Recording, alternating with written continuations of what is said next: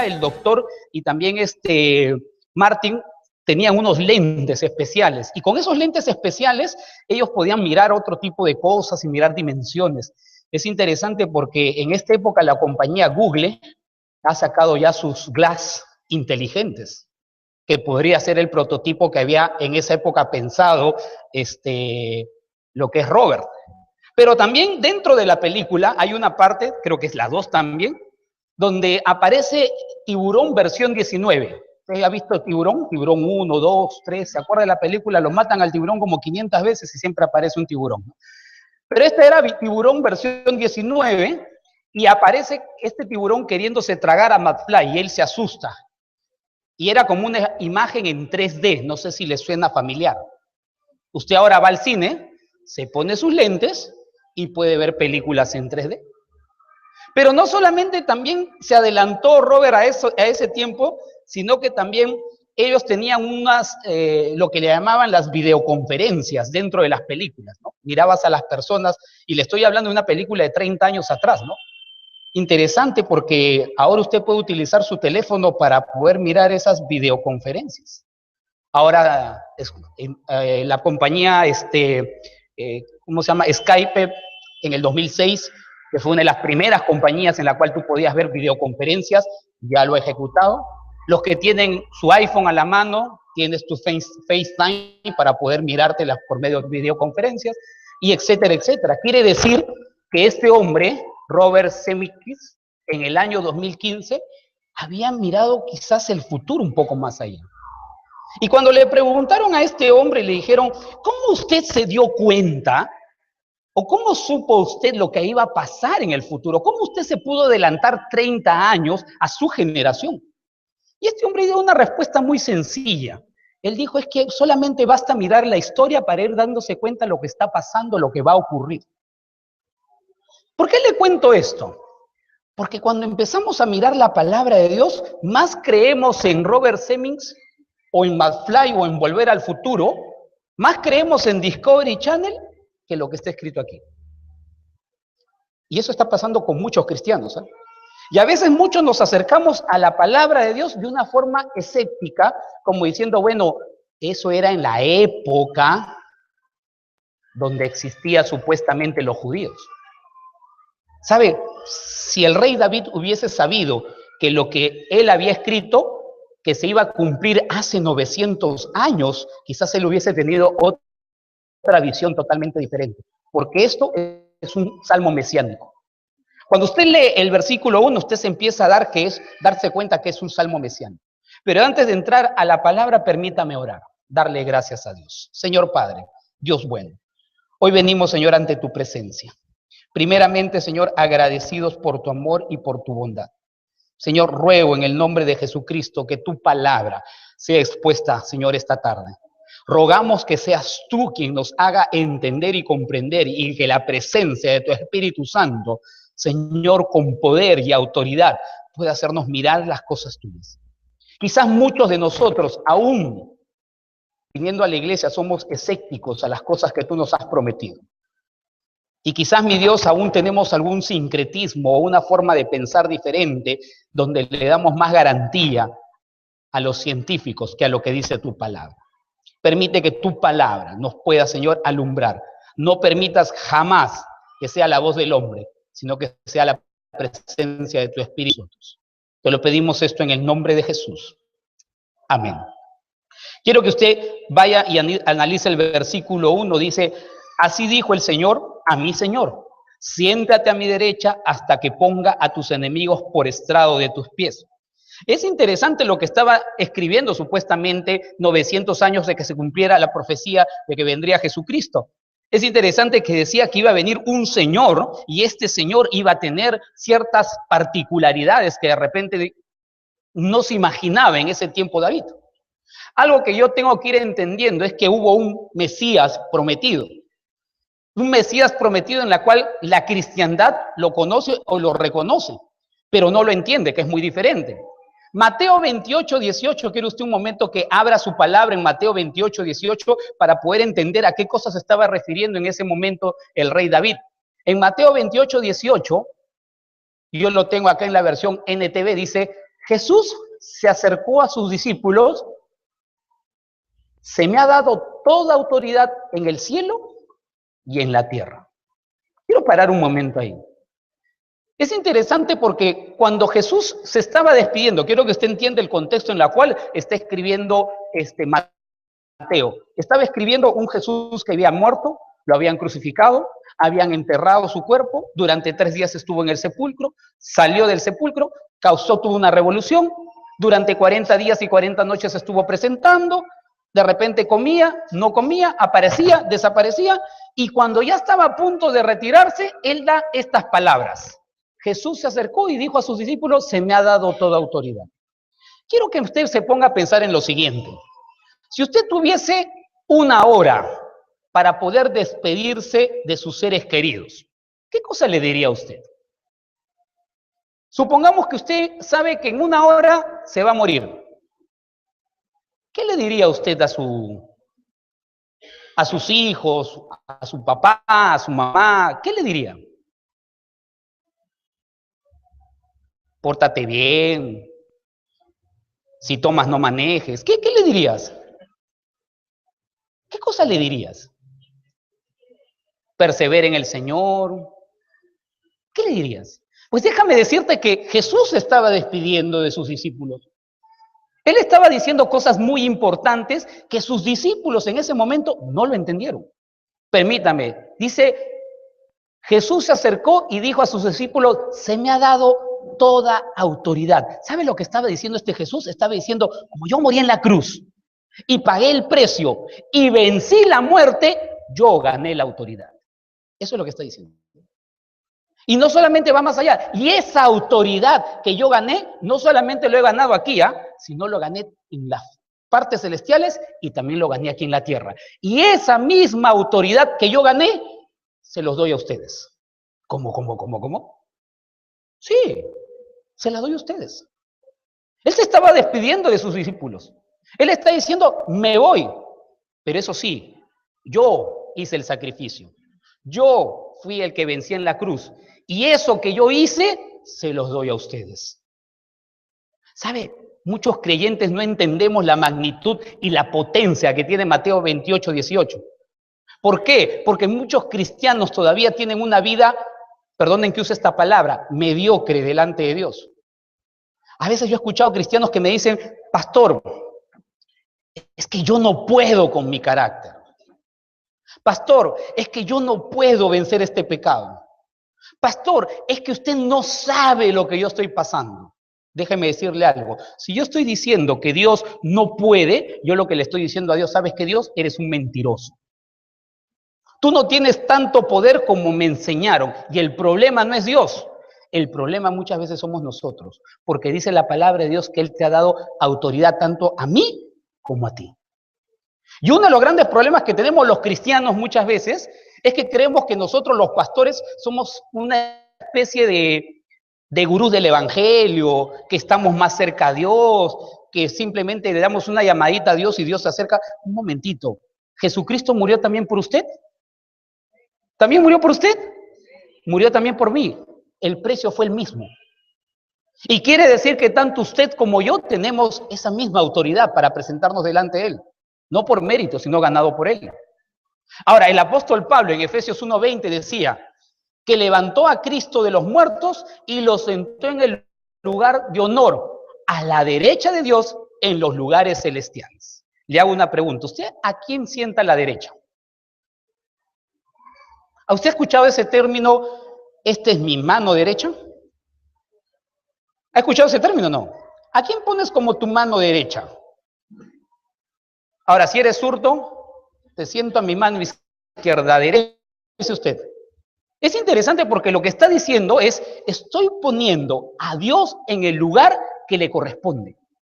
Lo que estoy haciendo es que este Dios se siente en el lugar que tiene que estar para que pueda dominar. Y porque Él venció, Él puede hacer lo que Él quiere. Eso es lo que está diciendo.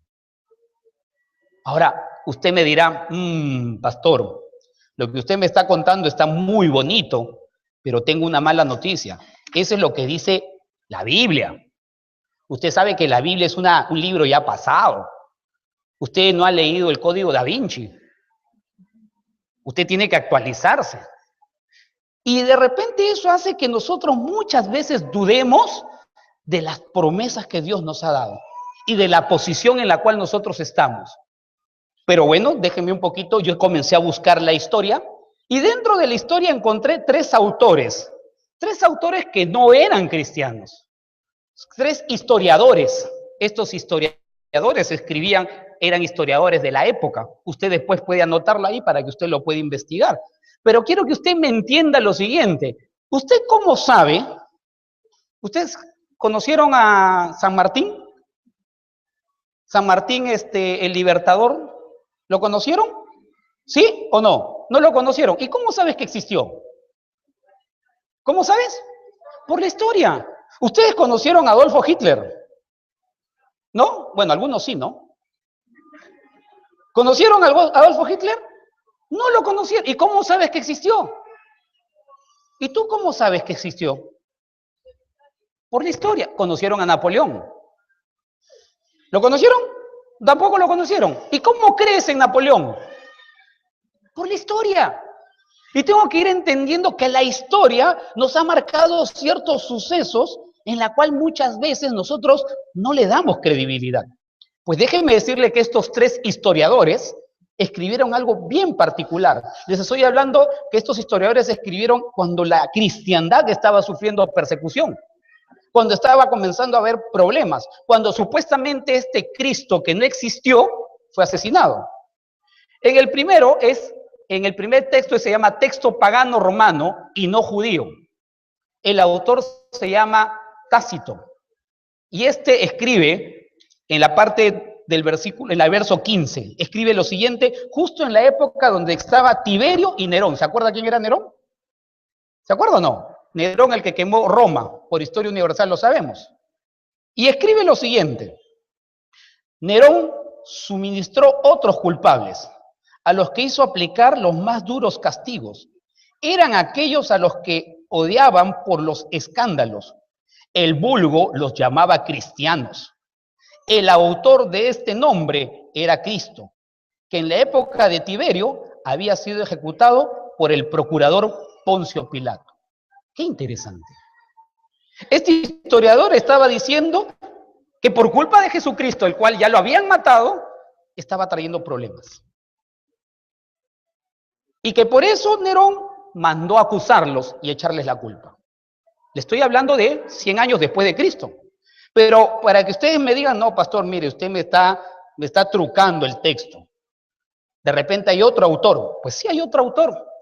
Este autor se llama Suetonio, Vita Claudio XV, que lo cita de la siguiente forma, 120 después de Cristo. Él escribe lo siguiente, en la época del emperador Claudio. Expulsó de Roma a los judíos que continuamente se rebelaban, instigados por un tal Cristo. ¿De qué Cristo? Pues del Cristo que de repente usted y yo hemos escuchado. Quiere decir que este Cristo, antes que comenzara a escribir mi amigo David, durante 900 años se había adelantado al futuro. Pero hay otro autor más, Plino el Joven. Y Plino el Joven era una especie de abogado. Era una persona que se encargaba de defender a los cristianos. Trabajaba en la parte magistral, vamos a ponerlo así. Y Plino el Joven, en la epístola 1096, 112 después de Cristo, escribe lo siguiente. Le escribe en la época, obviamente, de la persecución.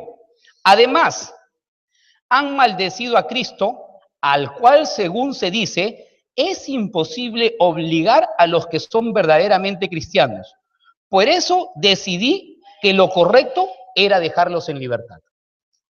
Estos tres autores, tres historiadores, decían que había existido un Cristo. Estos historiadores estaban escribiendo que este Cristo había nacido. Ojo, David ya había escrito 900 años antes. Y estaba viniendo y estaba prácticamente haciendo toda una revuelta. No sé usted, pero estamos en pleno siglo XXI y yo todavía sigo creyendo que este Cristo sigue revolucionando mentes. Yo sigo creyendo que este Cristo sigue cambiando corazones. Mira, la gente me puede decir, este Cristo ya fue asesinado en el año primero, pero no sé por qué se sigue contando después de Cristo y antes de Cristo, si no fue nadie importante. Ahora, la historia me está diciendo que este Cristo existió. Y por eso que si yo no me voy a la escritura y me voy a la historia, empiezo a darme cuenta que hay una consecuencia, hay una congruencia. El mismo apóstol Pedro tiene que escribir en Hechos 2, 35, 36. Quiero que usted abra su Biblia ahí. Hechos 2, 35, 36. Y esto lo escribió, fue el primer sermón de Pedro. Y él hizo una declaración impresionante que quizás para esa época aún no estaba entendida. Y para el siglo XXI aún tampoco ha sido entendido.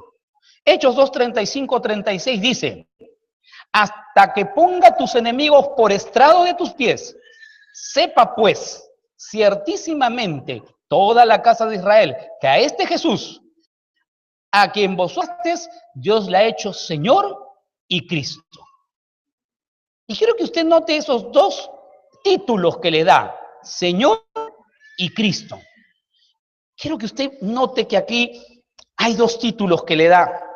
El primer título que le da es el Christus y el segundo título que da es el Kyrios. ¿Qué es el Christus? De repente usted me dirá, pastor, ¿qué es el Cristo? Es el Cristo que toda la cristiandad lo tiene. Es el Cristo cómodo.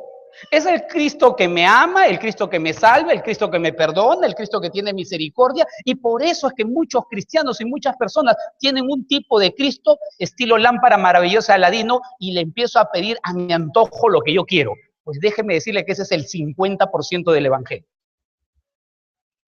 Claro, es muy fácil creer en un Dios buena gente, porque a veces tenemos ese tipo de Dios. El Dios que me ama, que me perdona, que me cuida, que me protege, que me da. Pero el segundo título que le da es el Kyrios. ¿Sabe qué cosa significa el Kyrios? El Kyrios significa amo y dueño absoluto. Vuelvo a repetir, el Kyrios significa amo y dueño absoluto. Quiere decir que este Dios es absolutamente dueño de todo. Si yo digo que soy un hijo de Dios y no estoy comprendiendo que este Dios es amo y dueño absoluto de mi vida, pues déjeme decirle que usted no está viviendo un cristianismo. ¿Sabe? A veces hay hermanos que yo he escuchado decir, o gente que he escuchado decir, usted no sabe el esfuerzo que me ha costado conseguir esto. Usted no sabe cuánto me he quemado las pestañas para tener lo que tengo. Usted no sabe todo lo que yo he hecho para poder... Un momentito. Discúlpame. Si este Dios es amo y dueño absoluto de todo, ¿usted tiene algo? ¿Sus hijos le pertenecen? Hasta su esposa es prestada, por si acaso. Porque supuestamente si este Dios es amo y dueño absoluto, yo tengo que entender que yo no tengo nada. Y no solamente es el Cristo que me salva, sino también es el Kyrios que es dueño de todo. No solamente es el Cristo que me ama, sino también es el Kyrios que me va a pedir cuentas. No solamente es el Cristo redentor, sino también es el Kyrios al cual yo tengo obligaciones como hijo de Dios. Claro, es muy cómodo tener solamente al Christus, pero qué incómodo es tener al Kyrios, porque el Kyrios te va a pedir cuentas. Te hago una pregunta, querido. ¿Tú tienes al Christus y Kyrios o solo al Christus? Si solamente tienes al Christus, estás viviendo el 50% del evangelio. Quiere decir que tu cristianismo no es completo. Pero si tú estás viviendo con el Christus y el Kyrios, empiezas recién a entender la dimensión por la cual Dios te escogió y Dios te llamó. Porque al final tú no te vas a poder enseñorear por absolutamente nada, porque nada te pertenece. Ahora, de repente usted me preguntará, pastor, usted me la está poniendo difícil. De repente usted me dirá, solamente yo conocía al Christus, pero no al Kyrios. Quiere decir que usted me está diciendo entonces ¿Que yo no soy pueblo de Dios? ¿Eso es lo que me está tratando de decir? Vaya usted al Salmo 110, el versículo 2, 3, 4, es interesante porque habla de su poder, habla de dominio, habla que tiene una tropa listo para la batalla, habla que él es el juramento y que él es de la orden de Melquisedec. Y usted me dirá, pastor, ¿y cómo sé que soy un buen cristiano? Ojo, no lo voy a decir yo, para después usted no me diga, ah, pastor, usted me está engañando. Mateo, capítulo 7, versículo 21.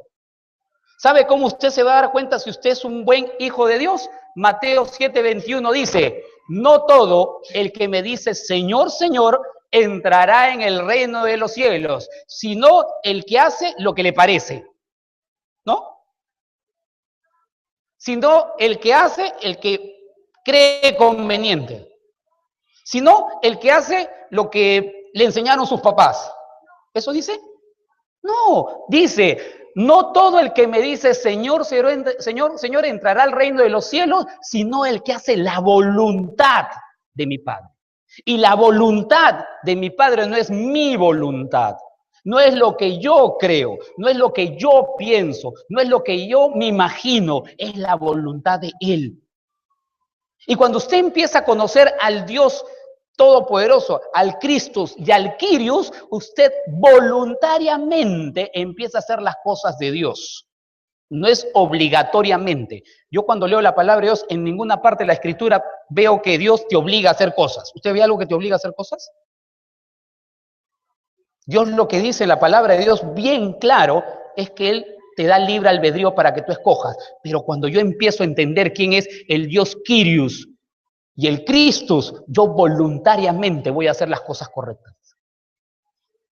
Lamentablemente tengo que decirlo que en el siglo XXI muchos cristianos vivimos haciendo nuestra propia voluntad.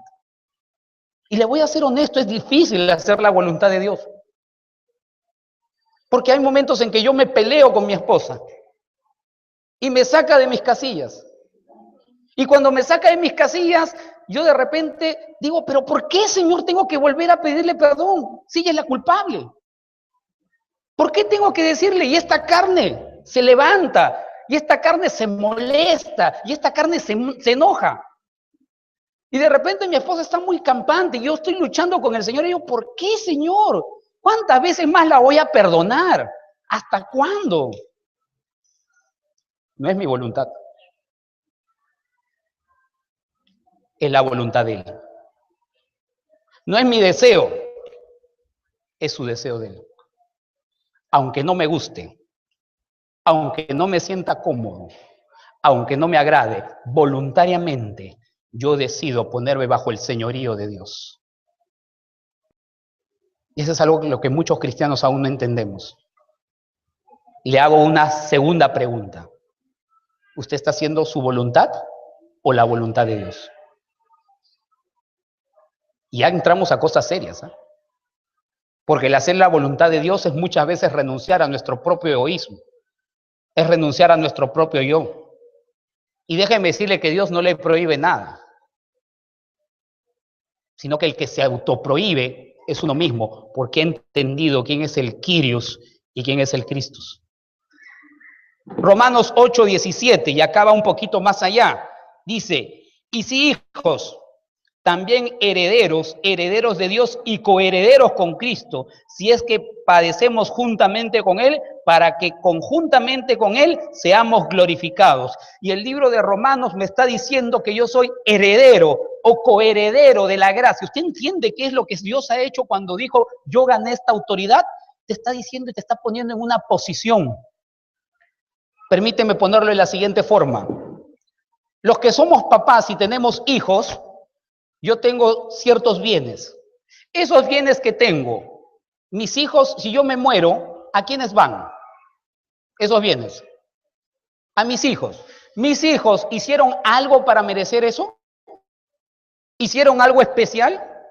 No hicieron absolutamente nada. Pero por simplemente ser mis hijos, ellos también son coherederos de lo que yo tengo.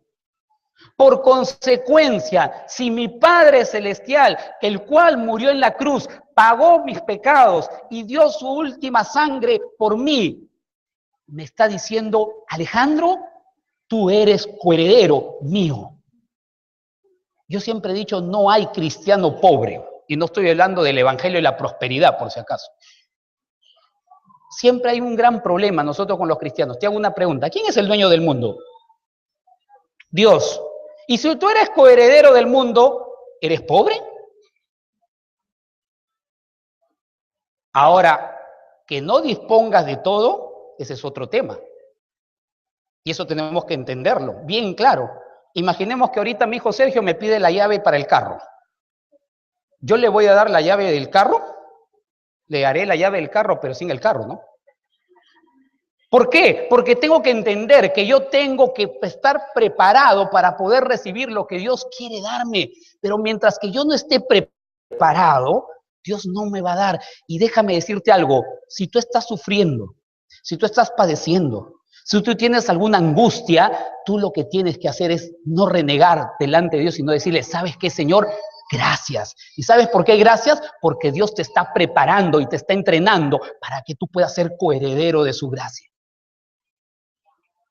Y el 1 Pedro 2:9 dice, y me lo conozco de memoria, y la iglesia del Señor todavía no le entiende, porque ustedes son linaje escogido, nación santa, pueblo adquirido por Dios. ¿Para qué? Para que anunciáis las virtudes de aquel que los llamó de las tinieblas a su luz admirable. ¿Qué es lo que estaba diciendo? Tú eres especial y Dios te dio un tema mucho más alturado que simplemente vivir en esta tierra. Y dice la palabra que tú y yo como coherederos vamos a ser sacerdotes. ¿Usted ha entendido qué es la palabra sacerdote? Porque dice que él era de la orden de Melquisedec. Ese sacerdocio te está hablando que vas a ser gobernante en algún momento. Y si tú estás padeciendo justamente, no injustamente, si has pecado y estás padeciendo, ese es problema tuyo. Pero si tú estás sufriendo injustamente, te quiero decirte que Dios te está preparando para cosas mucho más elevadas y cosas mucho más alturadas. Te hago una pregunta. ¿Tú crees que Dios va a poner a cualquiera como gobernador? Solamente basta mirar cómo están nuestros políticos. Yo no sé por quién voy a votar el próximo año. Pero la justicia de Dios no es así. Dios va a poner a los más entrenados, a los mejores, a los más preparados, a aquellos que tienen carácter para poder gobernar. El gran problema es que tú tienes carácter como hijo de Dios. ¿Tienes dominio como hijo de Dios? Puedes pararte y decir, ¿sabes qué? Pase lo que pase, no me importa porque sé que mi Dios estará conmigo. Pero de repente usted me dirá, pastor, lo que usted me está planteando es complicado y es difícil. Por supuesto que sí que es difícil. Pero el Hijo de Dios empieza a entender cuál es su fin, a dónde va a terminar. ¿Sabe usted y yo tenemos la película completa? Nosotros no tenemos que esperar el futuro, o sea, visionar el futuro y adivinar el futuro. No necesitamos eso, porque eso ya está escrito acá.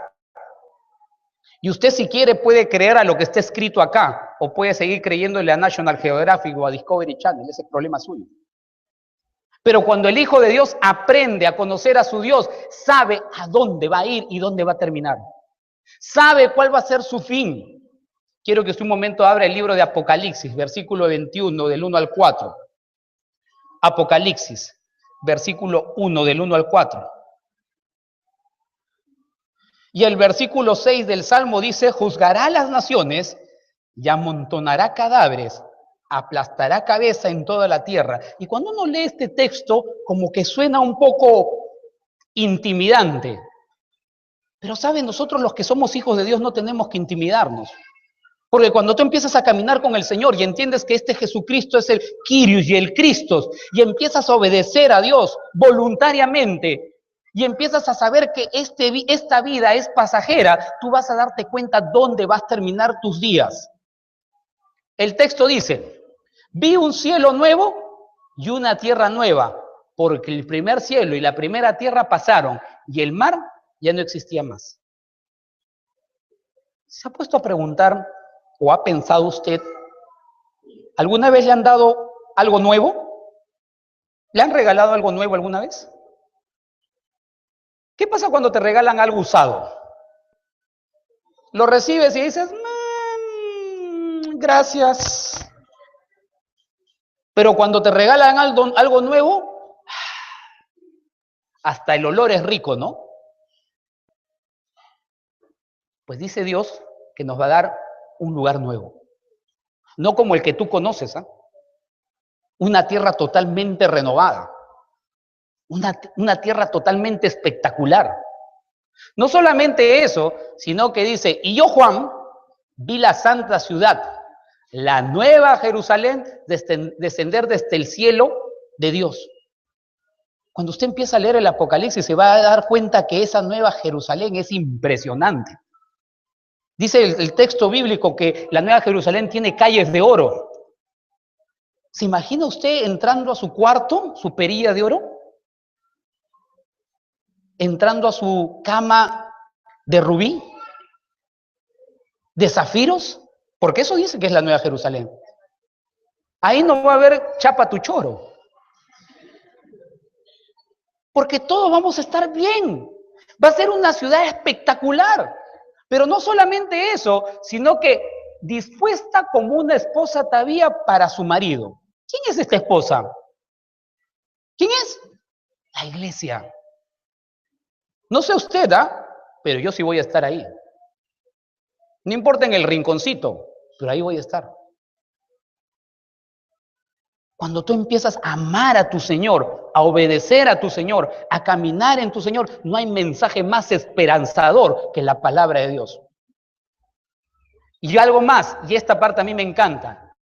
Y oí una gran voz del cielo que decía, he aquí el tabernáculo de Dios con los hombres, y Él morará con ellos, y ellos serán su pueblo. Qué precioso que el mismo Dios esté viviendo contigo. ¿Te imaginas? Mira, tierra nueva, sitios elegantes, rodeado de rubíes y zafiros, y todavía para cuando pase el Señor Jesús, y eso es lo que yo voy a hacer, cuando pase le voy a decir, Señor, un favor, ¿puedo tomarme un cafecito con usted? Y yo te aseguro que Él va a decir, no te preocupes, Alejandro, claro que sí puedes tomar conmigo. Y te voy a decir, de repente va a sonar medio raro, Señor, ¿tienes tiempo? Y Él me va a decir, por supuesto, si vivimos en la eternidad. ¿Te imaginas al Dios creador del universo viviendo contigo? ¡Wow! No solamente eso, y Dios mismo estará con ellos como su Dios. Enjuagará Dios todas las lágrimas de los ojos de ellos y ya no habrá más muerte. Quiere decir que aquí ni usted ni yo vamos a estar sufriendo. Quiere decir que aquí usted y yo vamos a olvidarnos de los problemas. Usted y yo debemos a tener que estar preocupándonos por pagar la luz, el agua, el teléfono, el internet. Usted ya no va a tener que estar preocupados por decir si se murió o no se murió. ¿Por qué? Y esto yo le decía en el primer servicio, en el segundo servicio. Mi suegro partió a la presencia de Dios y él va a estar y está en un sitio que mejor no puede estar aquí. Ese Dios y empieza a entender las bondades y los beneficios. Usted no va a seguir viviendo pensando en esta tierra, sino mirando qué es lo que Dios le quiere dar. Algo más. Y no habrá más llanto, ni clamor, ni dolor. Quiere decir que si usted tiene reumatismo, lupus, triglicéridos, colesterol alto, presión alta, diabetes, ya no lo va a tener.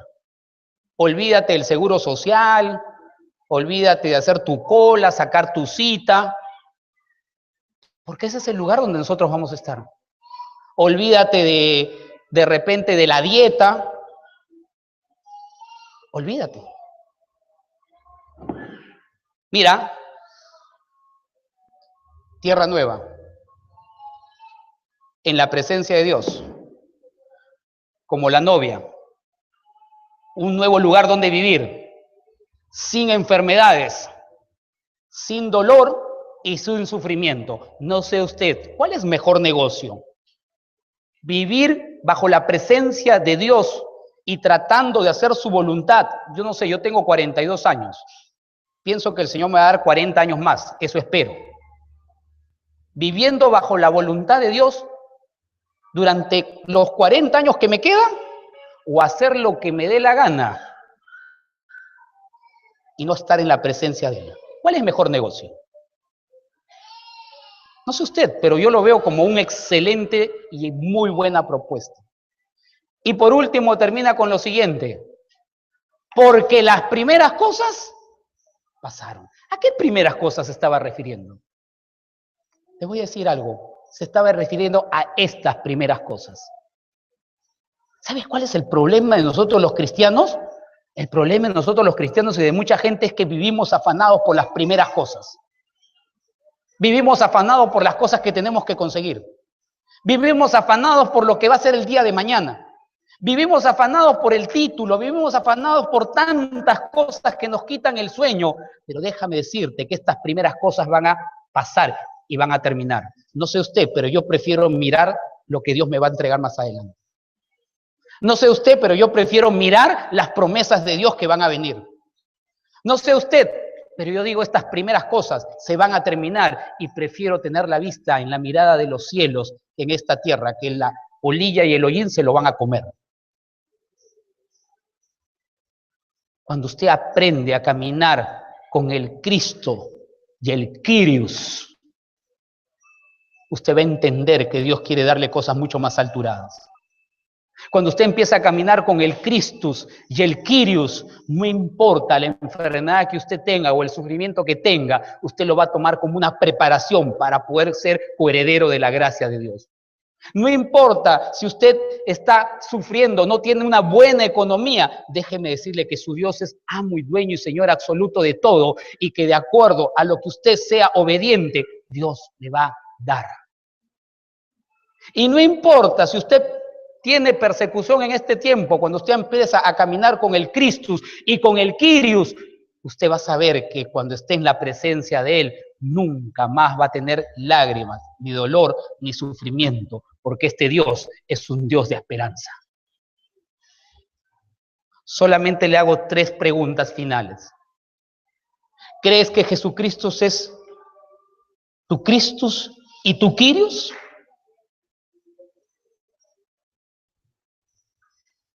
¿Crees que estás haciendo la voluntad de Dios?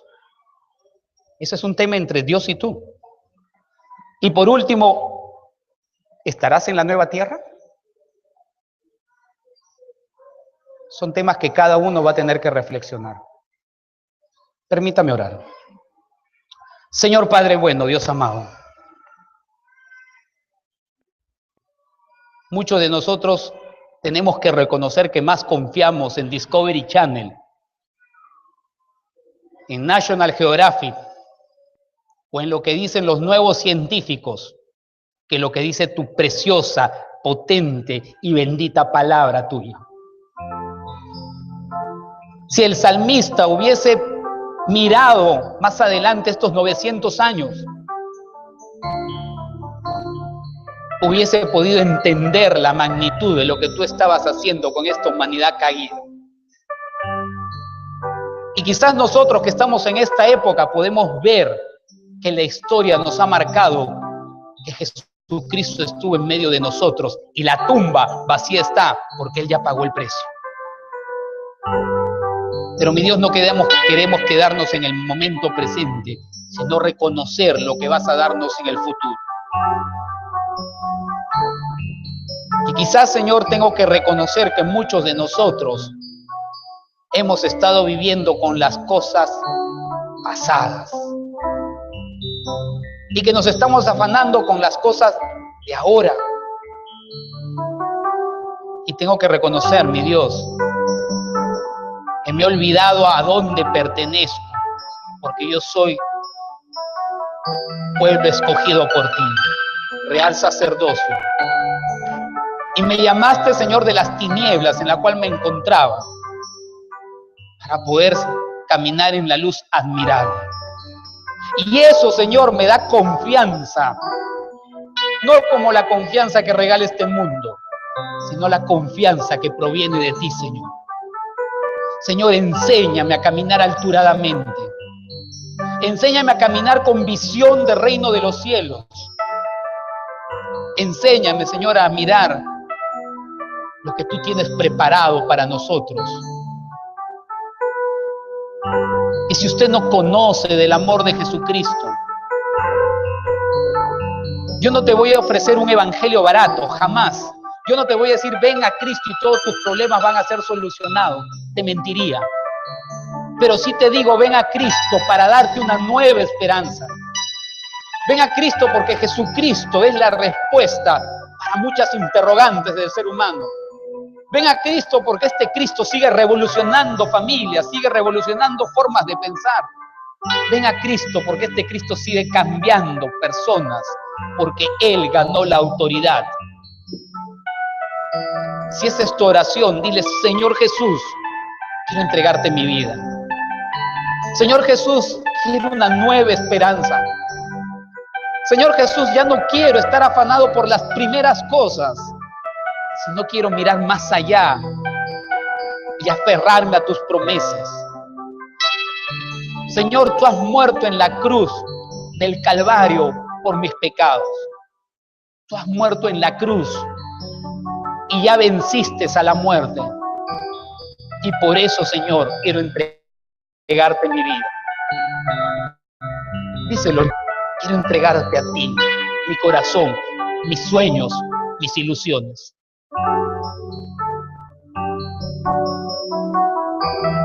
Si esa es tu oración, a mí me gustaría orar por ti. Te voy a pedir algo, voy a pedir que tú puedas, si tú quieres, has orado así, y tú quieres que yo ore por ti, levanta tu mano ahí para poder verte y poder orar por ti. ¿Hay alguien que le ha dicho esta tarde, Señor, entregarte mi vida? Dios te bendiga. ¿Alguien más? Dios te bendiga. Dios te bendiga atrás. ¿Alguien más? Dios te bendiga atrás. Dios te bendiga. Son muchas manos levantadas. ¿Alguien más? Mire, este Dios es un Dios de nuevos inicios. Es un Dios de esperanza. ¿Hay alguien más que le quiere decir, Señor, toma mi vida? Dios te bendiga. Son varias manos levantadas. Voy a pedirte algo. A mí me gusta tener cerca a las personas. Pide permiso, ven aquí adelante, déjame orar por tu vida. Yo te espero. No voy a hacer nada extraño, solamente voy a orar por ti. Ven aquí adelante. Pide permiso, ven aquí, déjame orar por ti, solamente para poder estar cerca tuyo. Fueron varias manos levantadas. Pide permiso, sí. Si tú no levantaste la mano y sabes que deberías estar aquí, pide permiso.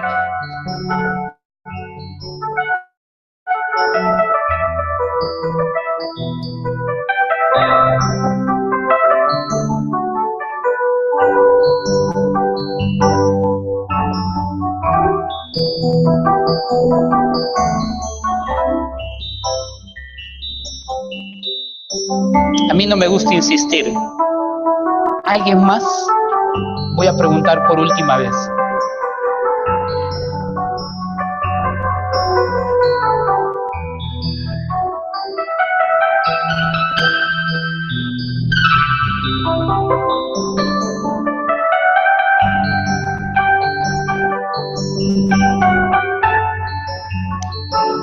Señor Padre bueno, quiero darte gracias por estas preciosas personas.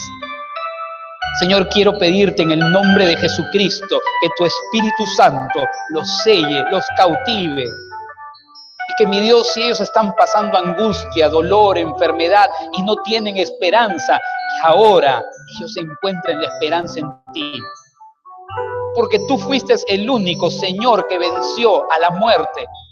Fuiste el único, Señor, que pudo levantarse entre los muertos. Y eso nos ha dado el privilegio de poder, Señor, estar ante tu presencia. ruego en el nombre de Jesucristo que tú tomes estas preciosas vidas. Ruego, Señor, que ellos regresen a casa sabiendo que ahora, de aquí en adelante, su esperanza eres tú. No son los políticos, no es el gobierno, no es la billetera. Eres tú, Señor, el único amo y dueño, Señor del universo. Bendícelos, guíalos, protégelos. Señor, que ellos te conozcan y que tú te conviertas en sus Cristos y sus Quirios por los siglos de los siglos. Y oro, Señor, por mis hermanos. Tú los conoces. Quizás muchos hemos tenido solamente el 50% del Evangelio. Enséñanos a decirte que tú eres nuestro Quirios, amo y dueño y Señor absoluto de todo. Porque tú nos has llamado a cosas mucho más alturadas y más elevadas. Gracias, Señor, por hacernos hijos tuyos. Y Dios, termina el mensaje de acuerdo, Señor, a tu palabra. Que tu Espíritu Santo pueda seguir hablando en nuestros corazones. En el nombre de Jesucristo. Amén. Más garantía a los científicos que a lo que dice tu palabra. Permite que tu palabra nos pueda, Señor, alumbrar. No permitas jamás que sea la voz del hombre, sino que sea la presencia de tu Espíritu. Te lo pedimos esto en el nombre de Jesús. Amén. Quiero que usted vaya y analice el versículo 1. Dice, así dijo el Señor a mi Señor, siéntate a mi derecha hasta que ponga a tus enemigos por estrado de tus pies. Es interesante lo que estaba escribiendo supuestamente 900 años de que se cumpliera la profecía de que vendría Jesucristo. Es interesante que decía que iba a venir un Señor y este Señor iba a tener ciertas particularidades que de repente no se imaginaba en ese tiempo David. Algo que yo tengo que ir entendiendo es que hubo un Mesías prometido. Un Mesías prometido en la cual la cristiandad lo conoce o lo reconoce, pero no lo entiende, que es muy diferente. Mateo 28, 18, quiere usted un momento que abra su palabra en Mateo 28, 18 para poder entender a qué cosas se estaba refiriendo en ese momento el rey David. En Mateo 28, 18, yo lo tengo acá en la versión NTV, dice, Jesús se acercó a sus discípulos, se me ha dado toda autoridad en el cielo y en la tierra. Quiero parar un momento ahí. Es interesante porque cuando Jesús se estaba despidiendo, quiero que usted entienda el contexto en el cual está escribiendo Mateo. Estaba escribiendo un Jesús que había muerto, lo habían crucificado, habían enterrado su cuerpo, durante 3 días estuvo en el sepulcro, salió del sepulcro, tuvo una revolución, durante 40 días y 40 noches estuvo presentando, de repente comía, no comía, aparecía, desaparecía, y cuando ya estaba a punto de retirarse, él da estas palabras. Jesús se acercó y dijo a sus discípulos, se me ha dado toda autoridad. Quiero que usted se ponga a pensar en lo siguiente. Si usted tuviese 1 hora para poder despedirse de sus seres queridos, ¿qué cosa le diría a usted? Supongamos que usted sabe que en 1 hora se va a morir. ¿Qué le diría usted a sus hijos, a su papá, a su mamá? ¿Qué le diría? Pórtate bien, si tomas no manejes. ¿Qué le dirías? ¿Qué cosa le dirías? Persevera en el Señor. ¿Qué le dirías? Pues déjame decirte que Jesús se estaba despidiendo de sus discípulos. Él estaba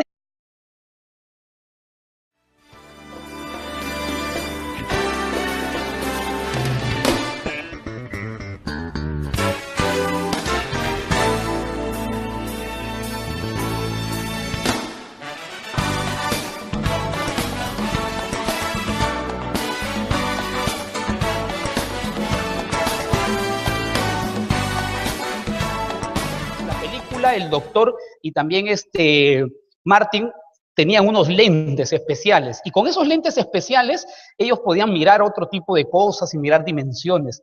Es interesante porque en esta época la compañía Google ha sacado ya sus glass inteligentes. que podría ser el prototipo que había en esa época pensado lo que es Robert. Pero también dentro de la película hay una parte, creo que es la 2 también, donde aparece Tiburón versión 19. ¿Usted ha visto Tiburón? Tiburón 1, 2, 3, ¿se acuerda de la película? Lo matan al tiburón como 500 veces y siempre aparece un tiburón, ¿no? Pero este era Tiburón versión 19 y aparece este tiburón queriéndose tragar a McFly y él se asusta. Y era como una imagen en 3D, no sé si le suena familiar. Usted ahora va al cine, se pone sus lentes y puede ver películas en 3D. Pero no solamente también se adelantó Robert a ese tiempo, sino que también ellos tenían lo que le llamaban las videoconferencias dentro de las películas, ¿no? Mirabas a las personas, y le estoy hablando de una película de 30 años atrás, ¿no? Interesante porque ahora usted puede utilizar su teléfono para poder mirar esas videoconferencias.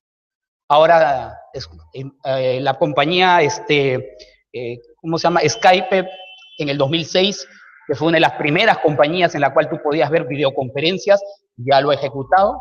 Los que tienen su iPhone a la mano, tienes tu FaceTime para poder mirártelas por medio de videoconferencias, y etcétera, etcétera. Quiere decir que este hombre, Robert Zemeckis, en el año 2015, había mirado quizás el futuro un poco más allá. Y cuando le preguntaron a este hombre, le dijeron, ¿cómo usted se dio cuenta? ¿O cómo supo usted lo que iba a pasar en el futuro? ¿Cómo usted se pudo adelantar 30 años a su generación? Y este hombre dio una respuesta muy sencilla. Él dijo, es que solamente basta mirar la historia para ir dándose cuenta de lo que está pasando, lo que va a ocurrir. ¿Por qué le cuento esto? Porque cuando empezamos a mirar la palabra de Dios, más creemos en Robert Zemeckis, o en McFly, o en Volver al Futuro, más creemos en Discovery Channel que lo que está escrito aquí. Y eso está pasando con muchos cristianos, ¿eh? Y a veces muchos nos acercamos a la palabra de Dios de una forma escéptica, como diciendo, bueno, eso era en la época donde existían supuestamente los judíos. ¿Sabe? Si el rey David hubiese sabido que lo que él había escrito, que se iba a cumplir hace 900 años, quizás él hubiese tenido otra visión totalmente diferente, porque esto es un salmo mesiánico. Cuando usted lee el versículo 1, usted se empieza a darse cuenta que es un salmo mesiánico. Pero antes de entrar a la palabra, permítame orar, darle gracias a Dios. Señor Padre, Dios bueno, hoy venimos, Señor, ante tu presencia.